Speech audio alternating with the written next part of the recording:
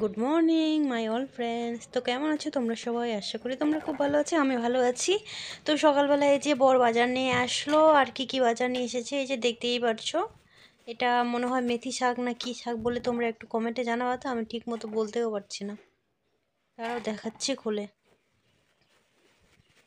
এই যে এই শাকটার নাম কি বলবে কমেন্টে অবশ্যই যারা জানো।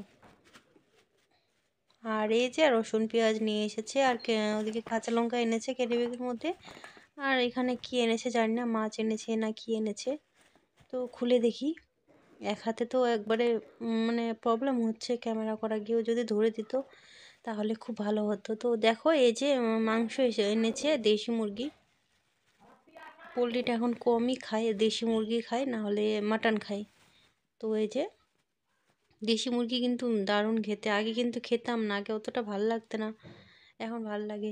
বরকে বললাম যে কাঁচা লঙ্কা আনবে না, যেটাই বলবো যে আনবা না সেটাই আর বেশি করে আনবে। তো কাঁচা লঙ্কা এনেছে, বললাম যে রসুন নেই, শুধু রসুন আনবে, আর পেঁয়াজ আনবে না, পেঁয়াজ আছে।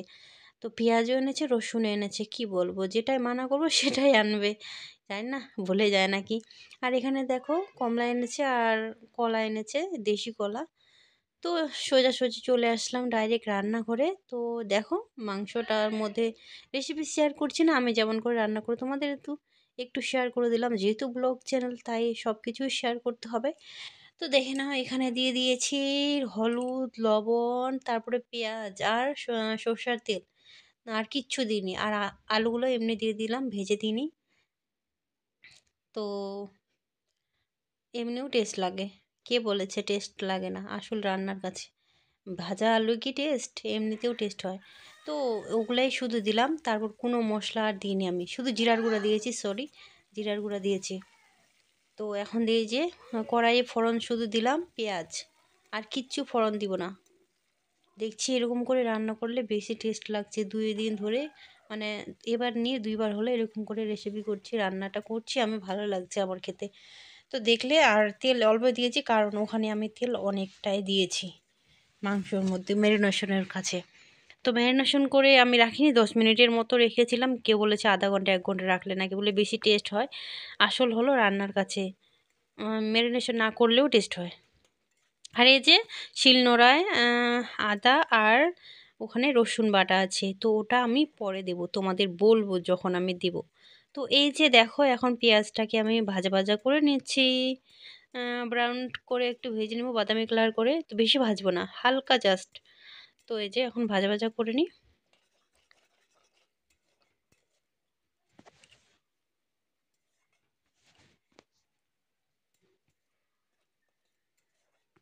তো বন্ধুরা, সকালবেলাতে সব কিছু কাজ বাজ হয়ে গেছে। আজকে সকালে খেয়েছিলাম আমি ভাজা ভাত, তো কালকের ভাত ছিলই, তো ভাজা ভাতে খেয়েছি, আর একটা ডিমের অমলেট করে সকালবেলায় ব্রেকফাস্ট করেছিলাম। তারপরে তো তোমাদের সাথে আর শেয়ার করা হয়নি। মানে বুঝতেই পারছো আমাদের বাড়িতে জয়েন্ট ফ্যামিলি, সব কিছু ভিডিও করা সম্ভব হয় না, ওই জন্য আর কি যতটা পারি শেয়ার করি তোমাদের সাথে। আর এই যে এখন দিয়ে দিচ্ছি আমি মাংসটা।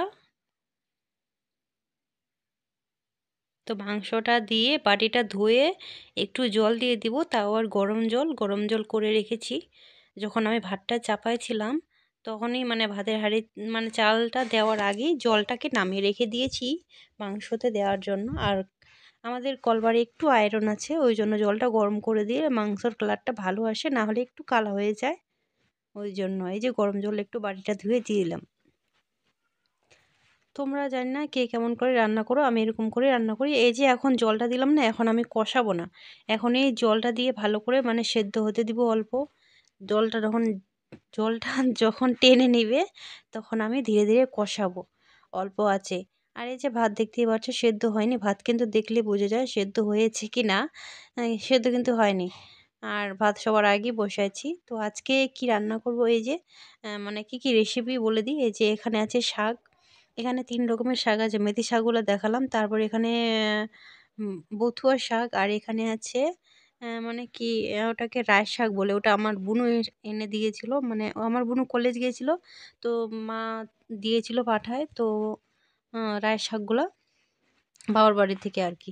তোমরা তো জানি আমার বাবার বাড়ি চাষ হয় শাক সবজির, আমার বাবা বিক্রি করে। তো তো আমাদের গ্রামে হাট বসে, তো ওই হাটেই বিক্রি করে। আর এই যে মাংসটা কষাচ্ছি, আর দেখো তেলটাকে উঠিয়ে রেখেছি, এতটা পরিমাণে তেল হয়ে গেছিলো না, তো তেলটা উঠিয়ে রেখেছি। আর একটু কষায় টষায় মানে মানে 5 মিনিট কষালাম, কষায় টষায় এখন দিয়ে দিলাম আদা বাটা আর রসুন বাটা একসাথে বেটে নিয়েছি। আদা রসুন বাটা আমি এখন দিলাম। তোমরা খেয়াল মানে রেসিপিটা চাইলে ফলো করতে পারো, আমি এরকম করে রান্না করি, তোমরাও যদি চাও তো এরকম করে রান্না করে খেতে পারো, ভালোই লাগে, খারাপ লাগে না। আমাদের কাছে তো আমার কাছে তো 100%ই ভালো লাগে। এরকম করে রান্নাটা খুব সুন্দর হয়েছিল। তো তেলটা না বেশি খেয়ে খেয়ে না দেখছি মানে শরীরে, জানোই তো তেল খাওয়া কতটা পরিমাণে ক্ষতি। চেষ্টা করছি যে এই তেলটা যেন কম খাই, কিন্তু কম তেলে আবার মাংস টেস্ট হয় না। তো পরে কিন্তু আবার ওই বাটিতে যে তেলটা উঠা রেখেছিলাম ওই তেলটা আবারও দিয়ে দিয়েছিলাম। তো আদা রসুনের পেস্টটা দেওয়ার পর অনেকক্ষণ কষালাম, কষায় টষায় শুকনো লঙ্কার গুঁড়া কিন্তু এখন আমি দিচ্ছি। দেখে না, এটা কিন্তু কাশ্মীরি শুকনো লঙ্কা নয়, এটা বাড়িতে করার শুকনো লঙ্কা, এটা আমার মা করে দিয়েছে মায়ের বাড়ি থেকে। মানে মায়ে করে দেয়। জিরার গুঁড়া, তারপরে শুকনো লঙ্কার গুঁড়া মায়ে আমাকে করে দেয়, যখন যাই নিয়ে আসি। আমার তো মিক্সচার মেশিন নেই, শিলনোড়াতেই বাটতে হয়, সবসময় শিলনোড়ায় বাটার ইচ্ছা করে না, ওই জন্য গুঁড়া করে রেখে দিই। আর কেনা গুঁড়া আর বাড়ির করা গুঁড়া, বাড়িতে মানে তৈরি করার গুঁড়ার অনেকটা তফাৎ। বাড়িতে যে মশলার গুঁড়াটা হয় জিরার, ওটা কিন্তু খুবই টেস্ট হয়, আর কেনাটা কিন্তু অতটা টেস্ট হয় না। তো দেখো এই যে কষানো হয়ে গেছে আমার মাংসটা, এখন জল দিয়ে দিলাম, গরম জলটা। তো এখন ফুটুক ভালো করে, তারপরে গরম মশলা আর গোটা গরম মশলা আর জিরা অল্প, কাঁচা জিরা অল্প শিলনোড়ায় বেটে একসাথে নামাবার আগে দিয়ে দেবো। তো ওটা স্কিপ করা হয়ে গেছে, তোমাদের সাথে শেয়ার করা হয়নি। তো দেখো এখন মাংসটা ফুটছে, এখন ফুটছে যেহেতু কালারটা বোঝা যাবে না, লাইটের আলোতে কেমন কেমন বোঝা যাচ্ছে কালারটা দেখো।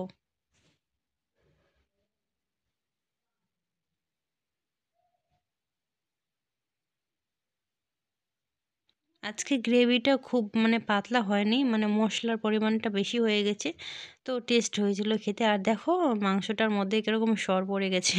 তো আমার মাংস রান্না কমপ্লিট হয়ে গেছে, দেখতেই পাচ্ছ, নামাই নিয়েছি, আর এই যে ফাইনাল লুক।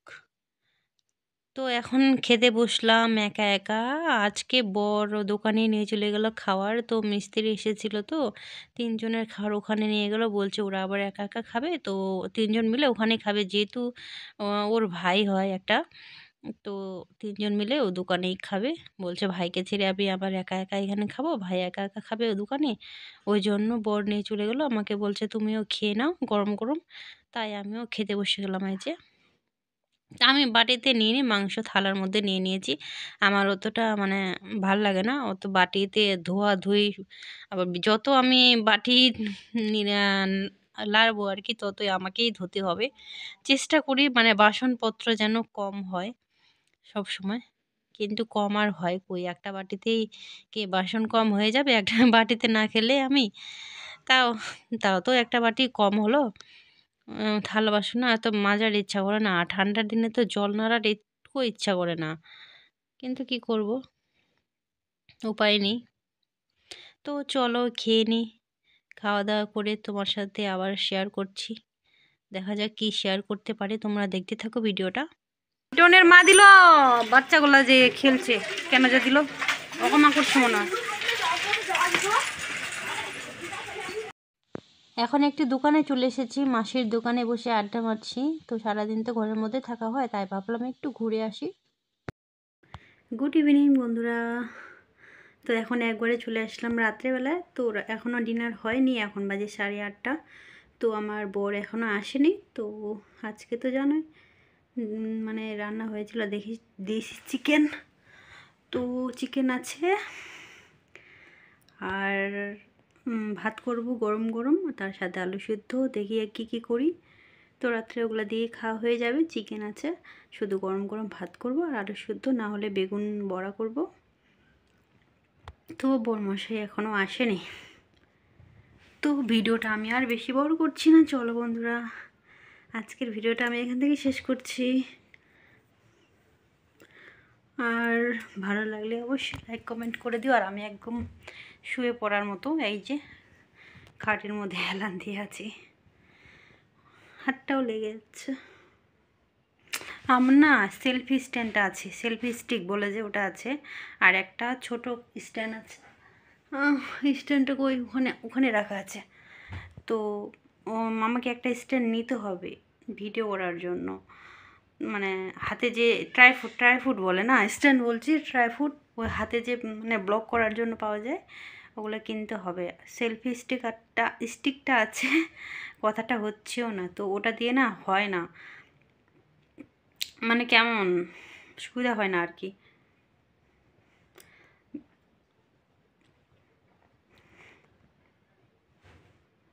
আমি না আর ভুরু টুরু করছি না, কারণ ভুরু করলে দেখছি আমার ভুরুটাকে আরও নষ্ট করে দিচ্ছে। তো এখন অনেকটাই মানে ভুরুগুলো হয়েছে, আর করছি না, এমনি থাক, এমনি ঠিক আছে। ভগবান তো ওটা বানিয়েছে, যেমন বানিয়েছে তেমনই থাক। বেকার বেকার সব ভুরু টুরু শেভ করে, এমনি ঠিক আছে। তো চলো অনেক কিছু কথা বলে দিলাম, এখন তাহলে রাখছি। আবার দেখা হচ্ছে নেক্সট ব্লগে। যারা নতুন এসেছো তারা আমার চ্যানেলটিকে সাবস্ক্রাইব করে আমার পাশে থেকে যেও। আজকে কিন্তু অনেক দিন পর তোমাদের সাথে সামনে কথা বলতে আসলাম না। আর পুরনো বন্ধুদের তো অনেক অনেক ভালোবাসা, এইভাবে আমাকে সাপোর্ট করো যেন এগিয়ে যেতে পারি তোমাদের সাপোর্ট আর ভালোবাসায়। তো এটাই আর কি। তো চলো বন্ধুরা, অনেকক্ষণ ধরে বলছি চলো বন্ধুরা, চলো বন্ধুরা, এই যে ব্ল্যাঙ্কেটের ভিতরে বসে আছি, বসা বলবো না, এটাকে শোয়া বলবো, মানে হেলান দিয়ে আছি। তো চলো টাটা, গুড নাইট, সবাই ভালো থেকো, সুস্থ থেকো। আবার দেখা হচ্ছে নতুন কোনো ব্লগে। টাটা বন্ধুরা।